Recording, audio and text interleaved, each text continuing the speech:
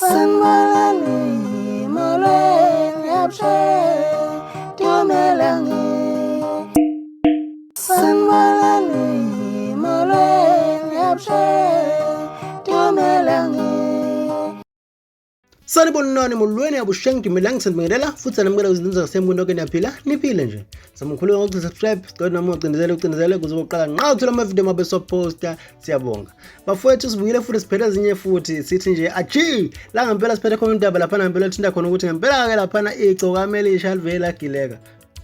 livela gileka shilo gileka Igcokama lapha ngempela kwenzekile ukuthi ngempela ngonyaka ka 2021 lapha liveze kakhulu nje ukuthi ngempela icrash yalo yipi emculweni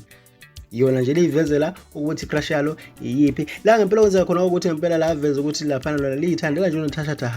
kangaka ukuthi la limposta ngaphezulu futhi la phetha ngokuthi ngempela lapha limculela ngisho ingoma lithi Natasha kodwa ungigilani la ngempela ikhipha khona ingoma yakho oseshayile akayosi oseyosile naye akayili nosendlela naye futhi usedle icala la ngempela ikhipha khona ingoma njalo kweGcokama Elisha ethi nje sazokhala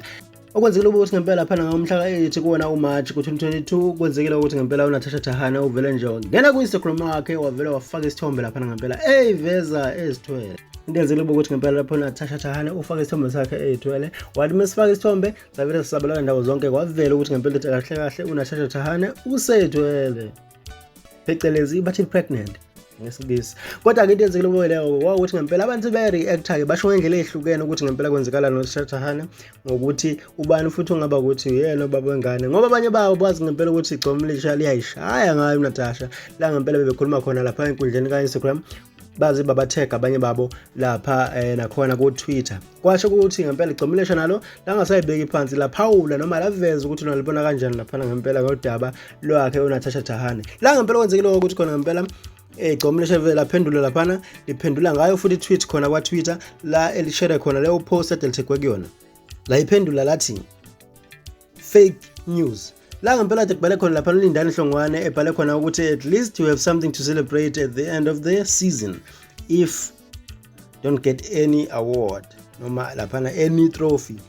lapha wasethe Orlando Pirates watheka naye futhi ngempela umthandeni kanye noLodge noNatasha